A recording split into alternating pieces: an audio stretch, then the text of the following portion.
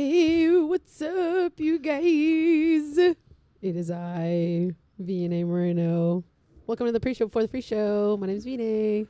Did I say that already? Yeah, you did. You did. And again, we've really got to. There he is. There's Tepper. Boop. Hello, everybody. I'll move my coffee. I'm not How's it pulling going? Game of Thrones. Welcome to the pre-show for the free show. And A little quiet over there. yeah, I'm trying to think of. I did have a pre-show topic, and now it's escaped me. It's into the ether, but that's okay. How was your weekend, V&A? It was really good. It was awesome. I spent a lot of time with some family, friends, the usual, as a 26-year-old does. Yeah, as you do. The boys went to Grandma and Grandpa's house this weekend. Let's go. So we got to have a quiet house, which was very nice. Amazing. And so we did what people our age do when their kids are away. We went to bed at 9:40 and slept until like 8. It was awesome. Did you guys ever have like moments where you were like, oh, wait, everything's like it's supposed to be this quiet. Mm-hmm. Everything's oh yeah. No, it's all very it was very jarring at times because my house has been a consistent source of noise for 7 years. So yes, what did you and Jen do? Well, one thing we went to dinner, etc. Great. We like cleaned up the house, did boring stuff. We did also watch the Kentucky Derby. I saw a lot of clips of that on the social medias. They ran. Those horses ran. They ran. Hot take, Tepper, here it comes. Let's go. Bring it on. I think horse racing's fine. There's people who don't like horse racing. I think it's fine. I don't really have a hot opinion on it. I don't like. There's people who are like, "Oh, it's inhumane to the horses." I don't know. I don't know if that's true. Did it? Wait. Okay. So did it? Kind of seems like those horses get to have an awesome time. Didn't the first female trainer to win? To win. That's pretty cool. So it's another like the other thing is that like it's just it's in the same. As far as being really good at it, it's in the same vein as like golf and tennis in that it's a rich people thing. It's a rich people hobby. Does Ashley Pickle like horse racing? Horse racing. I like how I bring up rich people, and you're like, oh, well, certainly Ashley likes it. The pride of Kingsland. I don't know. Golf queen. One of the things though that I love about it is the commentary. So I want to draw two very clear distinctions. Okay. The actual announcing of the race is a remarkable skill. Yes. It is I would say on the same level as like auctioneering as far as like a skill that I really admire and I wish I could do because that is I mean, you want to talk about play by play. I think the best comp would be like doing basketball or hockey on the radio. Okay. You know what I mean? Was it on NBC? It's on NBC. Okay. It's on NBC. Yeah. It's like it's very fast. You're trying to update everyone on everything going on all at once. It is really, really impressive. The guy, I don't remember his name, but the guy I heard Al Michaels on the Mike on the Tirico. call. Mike Tirico. Sorry. So Mike Tirico was Tirico. on the pregame.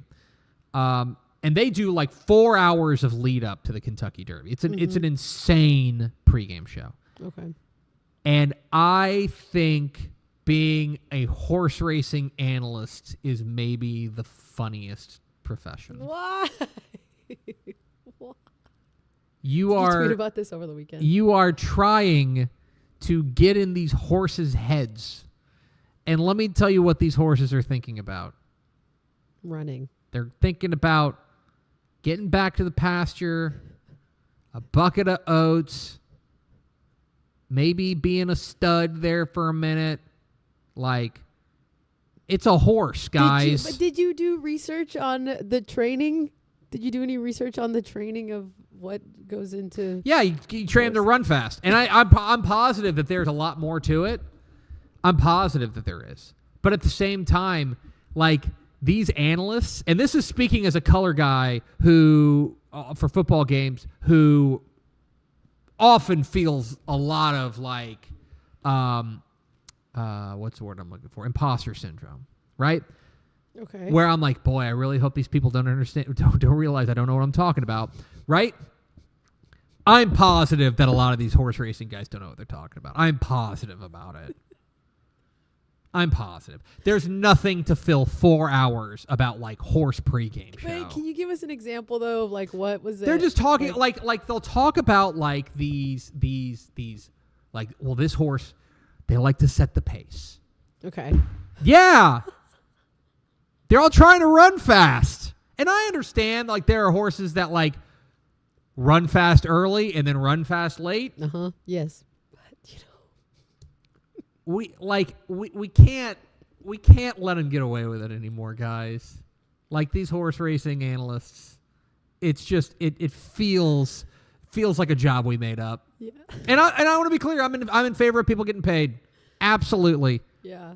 But I could also look at this and watch it and be like, all right, these guys. Yeah, this is the only like sport, where an animal it's is the key. It's the involved key and figure. We're trying. Yeah, it's the key figure, and we're trying to. That's the other thing. Yeah. Like, and I understand. Like, there's a lot of people involved. Speak to the horse. There's like the owner. There's the trainer. There's the jockey. There's a lot of humans involved in this horse. But the horse is ultimately going to tell the tale here. Yes. Yes. We if the horse is fast, the horse is going to win. Fastest horse wins. Like, we can't talk to the horse after. And we can't do a post game with the horse. It's not going to be a horse with a towel over his shoulder and be like, yeah, you know what? I mean, tell us how you did it. I was behind there, but I saw a move, and this guy who was riding on my back was whipping my ass to run faster, so I did. And got to give all glory to Horse Jesus. You know what I mean? Like, yeah. I don't know. I started investing in hay. Yeah. I'm going to take my winnings and get on the ground floor of this oat company. I got to think. That's funny. Yeah, why don't we do that? I don't know. I am positive. I want to be very clear. I am positive that I only know 1% of like horse racing. I'm positive that I am speaking from ignorance, and also does feel like we're making up a lot of horse analysis. Wouldn't matter. Yeah, get a horse to do a post game or post race interview, and then we'll talk. Well, and they've also got. I'm sorry, we'll get into the football here in a minute. Whatever, it's May. The other thing is that like they've got and this. I remember when this started. This was probably like 2017. I want to say when they would interview the jockey because they would have a reporter on a horse. Like ride up to the jockey and like ride along with him afterwards and like get like the instant interview with him. Yeah, this is the best we're gonna do. And it does feels like a one-of-one job, right? I'm horse interviewer. Gonna get on the horse. Like conduct one interview on horse. On the horse, yeah. Got a lot of questions about horse racing. Well, seems cool though. Like if you're super rich, women on top, women trainer on top. Yeah, let's go. That seemed cool. Big celebration there. Very cool. Anyway, congratulations to Horse at the Theme Expo.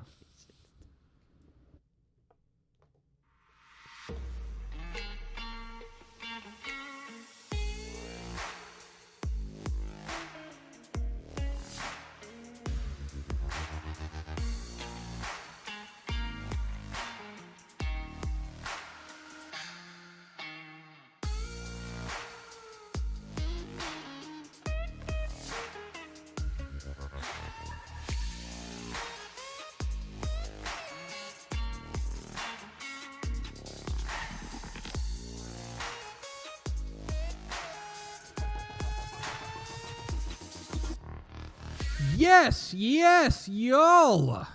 From the Dave Campbell's Texas Football Mothership here in beautiful Lewisville, Texas, it is Texas Football Today, a show that is horse racing experts. My name's Greg Tepper. I'm the editor-in-chief of Dave Campbell's Texas Football Magazine and TexasFootball.com. Thank you for spending part of your day with us. Whether you're watching us live at TexasFootball.com, Facebook, YouTube, Twitter, Instagram, or you listen to us on the podcast, which you can subscribe to on the podcast vendor of your choice. Either way, thank you for doing your part to support your local mediocre internet show. I am sitting here at the desk, sitting over there in a different room at a different desk, which has computers on it. My desk has a computer on it too, but that one has more computers. It's our friend Vianney Moreno. Hi, Vianney Moreno. Hi, guys. It is I with a lot of computers. Today is Monday, May 4th, 2026. It's Quattro de Mayo. It is a mere 206 days until Thanksgiving. Happy birthday to two-time Masters champion Rory McIlroy. Oh, wow, nice. That is from me, Mr. Masters. Happy birthday, Rory. Happy birthday. It is episode 1934. On today's show, folks, got a big show. We're going to kind of reset the coaching carousel right now. We're kind of in the final throes of it, but there's still, I think, a number of really compelling, interesting moves that are going to be made over the next, I guess, month or so. I guess they don't really have to have a coach until week 1. But this late in the game, we're going to do a kind of a late game coaching carousel reset and take a look at the coaching jobs that are still open across the state. And then back half of the show, Matt Stepp was down in the 409 at a state qualifying tournament comp with the head coach of the Hamshire-Fannett Longhorns, Coach Mark Waggoner. We will hear from him coming up here at the back half of the program if you stick around with us. Does that sound good to you, VNA? Sounds good to me. Okay. Do we have first word through the door? We do. We have... She's lifting up one of her computers. We have Red Eyes and Jared Westmoreland, and that's all. Welcome in, friends. We do appreciate you spending a little bit of your day with us. It's Monday. It's May 4th, and we are approaching, for a lot of schools, the end of the school year. School year is wrapping up here pretty quick. My kid's last day is actually the same day that we send the magazine to press on May 22nd. So it's about 3 weeks left in the school year. And that is to say that from a Texas high school football coaching change perspective, we are late in the game. We are late in the game. If you go to texasfootball.com, you can see all of the coaching changes across the state of Texas. There have been a grand total of 180 UIL 11-man Texas high school football coaching changes. 180. Which means that roughly, let me do some back-of-the-envelope math here. Roughly 15% of all the UIL 11-man Texas high school football teams have changed coaches this year. About 15%. Now that is, I would say, for a realignment year, on the slower side of average, which is interesting. But obviously there have been some big changes. We're going to do a big coaching change reset coming up here in a couple of weeks. But while we're in the late stages of this, I want to talk about a few jobs that we still have our eye on heading into the final 3 weeks, at least the final month of the school year across the state of Texas. Because, not a whole lot happens when school's out of session, right? So there's a few jobs I want to bring up. One of them is one that we talked about last week. A couple of them are ones we talked about last week, and that's Arlington Lamar. Arlington Lamar is looking for a new head coach because Billy Skinner left to go become the athletic director at Grapevine Colleyville ISD. We can say that now. We couldn't say it then. Grapevine Colleyville ISD has hired Billy Skinner to be their next athletic director. And so Arlington Lamar is looking for a new head coach. He has been there for 5 years, Billy Skinner has. Again, I'm always of the impression that, especially in a larger school district like that, like Arlington ISD, you need to look internally, and especially a late opening like this.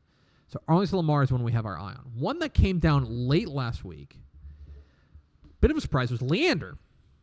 The Lions of Leander are looking for a new head coach. Chris Price has been the head coach there for 7 seasons.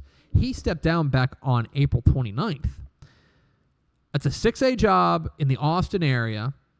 That is a tough school district and therefore UIL district to navigate. But that's an interesting job there in Leander. We know that's a talent-rich part of the state. They're kind of suburban Austin.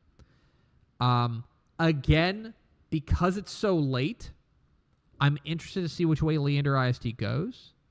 But I would say to certainly keep an eye on that one. That's, of course, there's always been other changes in Leander ISD. Leander Rouse hired Mark Hopkins, the Katie Tompkins offensive coordinator, to be their head coach. That was back in February.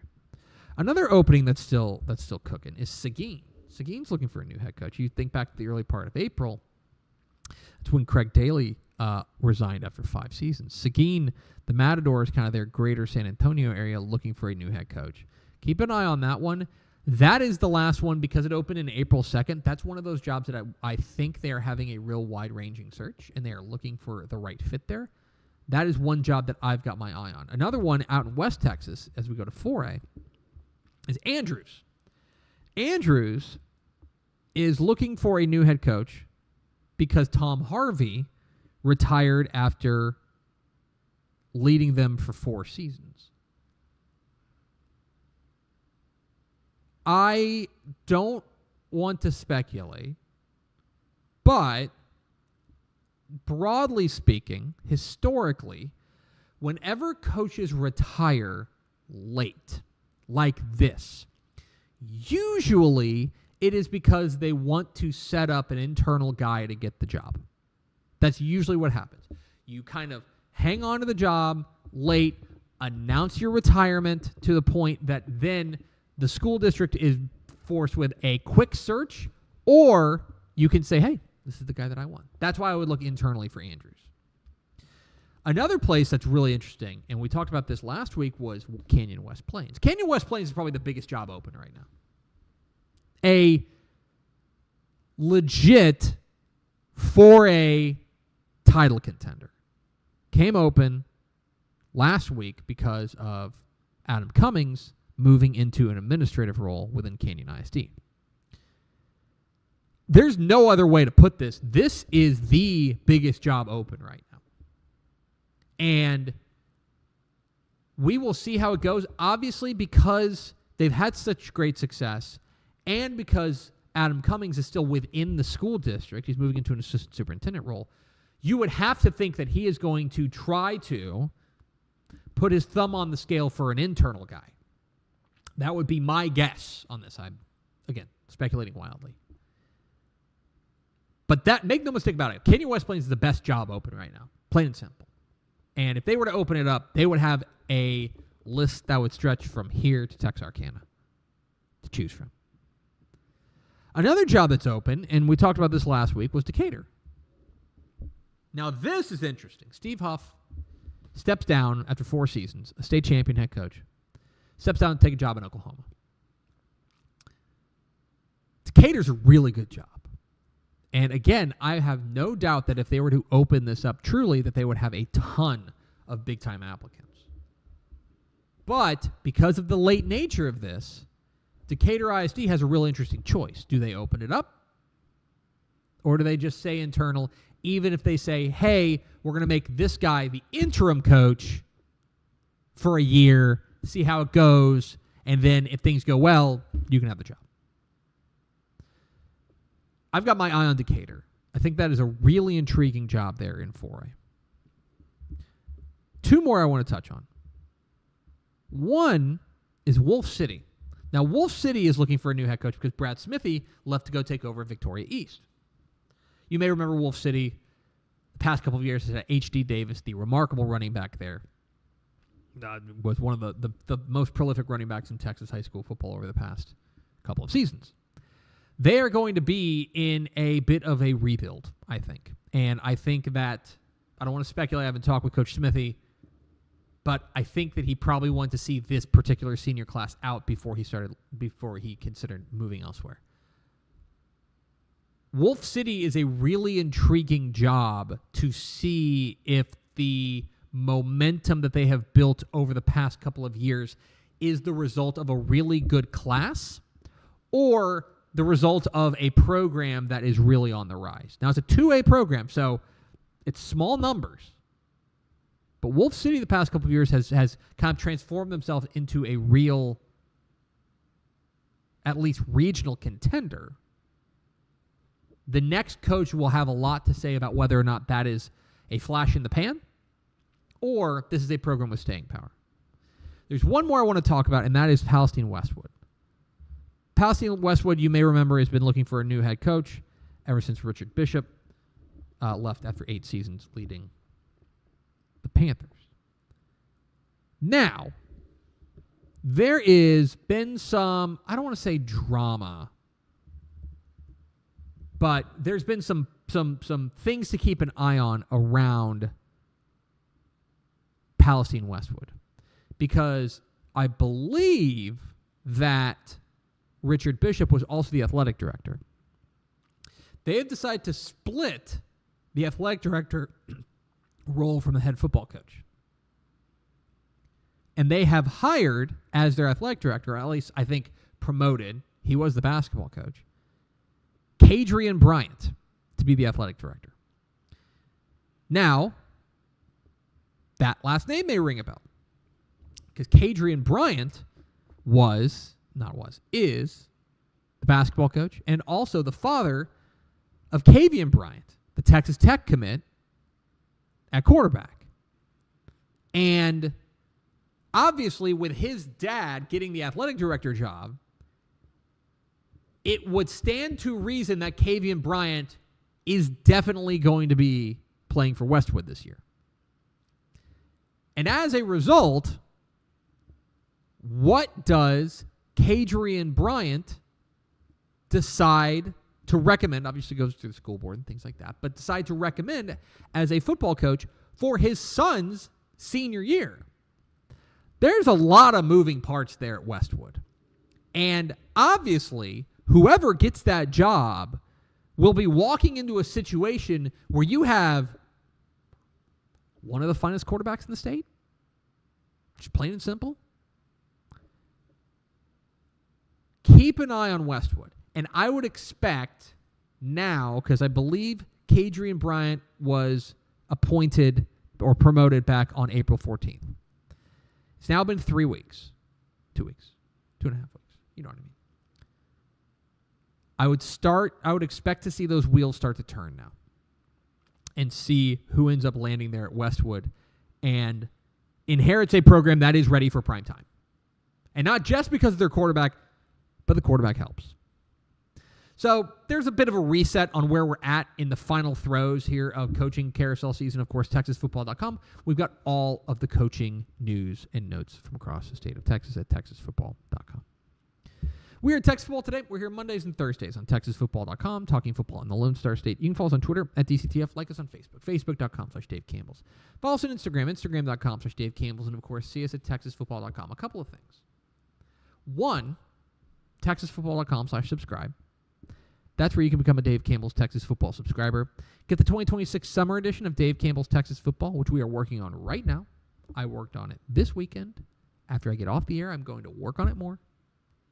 TexasFootball.com/subscribe. We'll mail you the magazine before it hits newsstands, all 400 pages of it. I tweeted this a little bit earlier. We've now got all the preview capsules in. Like, we were waiting on a couple extra ones. We got 100% of all the UIL questionnaires. Thank you so much to the coaches for getting that information in. Now we're kind of synthesizing it. Now we have all the capsules in the high school football team previews, just the team previews, not including the classification previews, not including the year in review, not in recruiting, not including all those things. The team previews will clock in at about 260,000 words. That is basically a Game of Thrones novel, is what that is. High school football. You can get that mailed to you before it hits newsstands if you go to TexasFootball.com/subscribe. Makes a great gift, too. Get it for Cinco de Mayo. That's tomorrow. Today's Cuatro de Mayo. Cuatro de Mayo. One more thing. I just lied to you. I said that we're here Mondays and Thursdays. We will not be here Thursday because all of this equipment is getting packed up. And where is that equipment going, VNA? It's going to Waco for the 2026... We'll fix that graphic. The 2026 Texas High School Football Hall of Fame induction ceremony. We are going to be streaming it live on all of our channels at TexasFootball.com, on Dave Campbell's Texan Live, on YouTube, I believe on Facebook, live on Saturday. I believe we go on the air. Do you know what time we go on the air? I believe we go, I think 6, yes. We have a 1-hour pregame show leading up to the ceremony starting at 7. We got big-name guests that are going to stop by. We're going to preview what is a star-studded class for the 2026 Texas High School Football Hall of Fame induction class. And you can watch it free. Presented by our friends at Texas Farm Bureau Insurance. Wherever you're streaming us right now. You can watch the 2026 Texas High School Football Hall of Fame induction ceremony and the broadcast from us at Dave Campbell's Texas Football, presented by our friends at Texas Farm Bureau Insurance. It's live in Waco at the Hurd Center. Excited to be down there.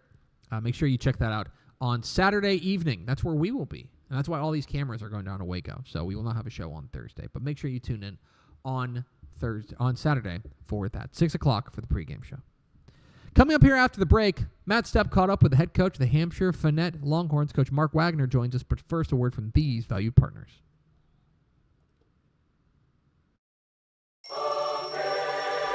Pour some sunshine with new First Light Community Coffee's first ever light roast. This blend has notes of honey and brown sugar that will brighten any part of your day. Try First Light now at communitycoffee.com. Hello, Candace. Not you again. Me again. Remember our last oil change? Your boyfriend said he knew a guy who knew a guy. None of those guys knew what they were doing, including you, Todd. Silence your oil change anxiety at Valvoline Instant Oil Change, where you can watch our experts change your oil right from your car. Thanks for coming in. And finish in about 15 minutes. Valvoline. Service you can see, experts you can trust. Friday night football is here, and Hometown is trusted by thousands of schools across the nation to make game days effortless. Sell tickets online, easily scan them at the gate, track sales in real time, and keep your community connected with a free athletic website. Make every game a hometown game. Visit hometown.com to learn more. Every legend starts with a vision. For Dave Campbell, that vision was clear. Tell the story of Texas football like never before. In 1960, he built something no one had before. A magazine that became the Bible of Texas football. Coaches, players, and fans didn't just read it, they lived by it. His words shaped the game. His vision built a legacy. And his name? It will always be written in the story of Texas football. Dave Campbell's Texas Football, where legends begin.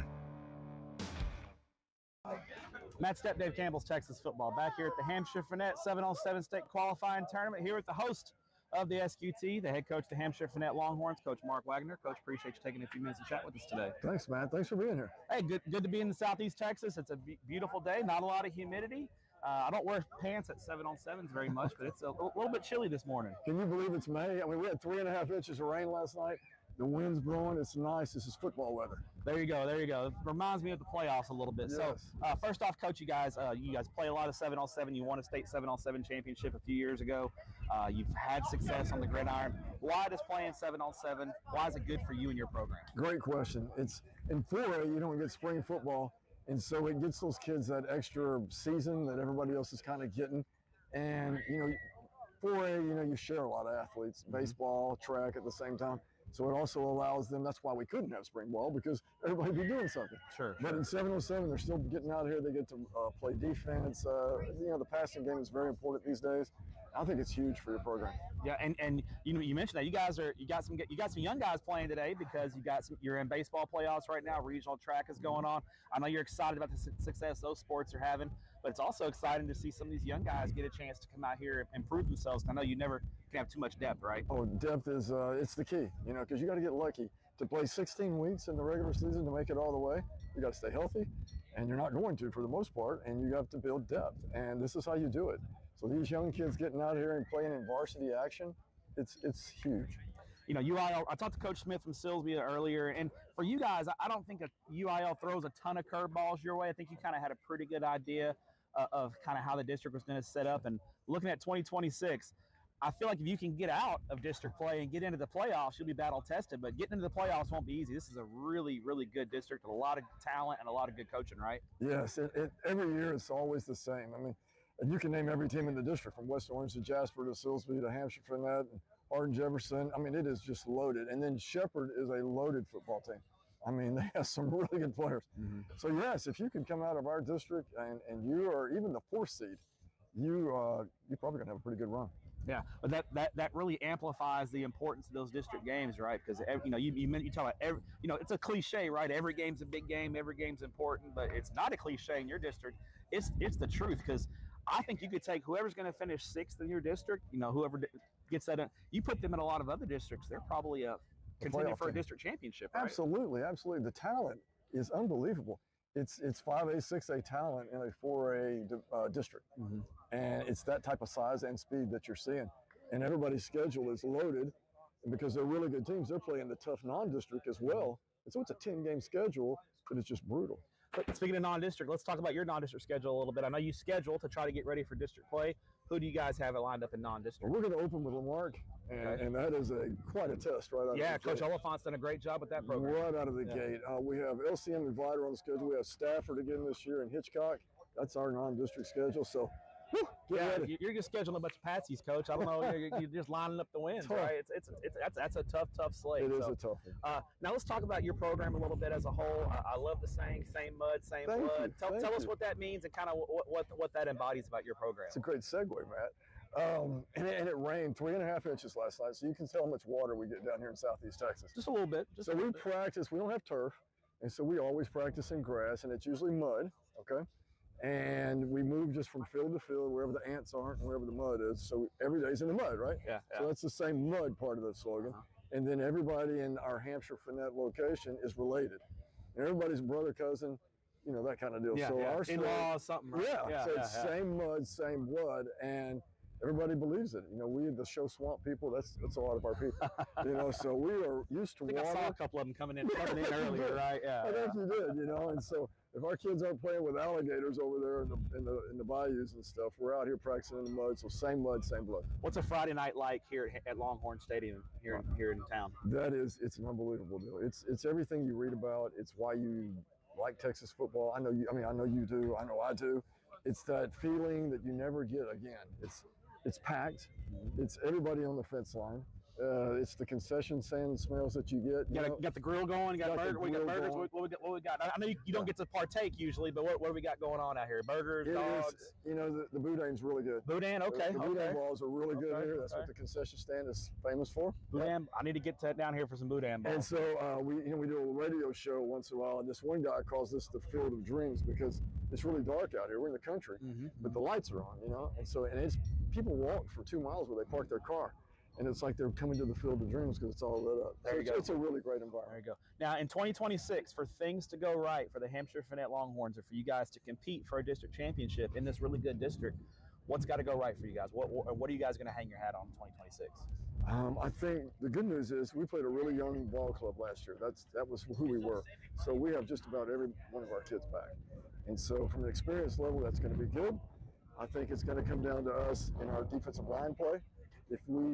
If the depth is there, then I think we should be pretty good.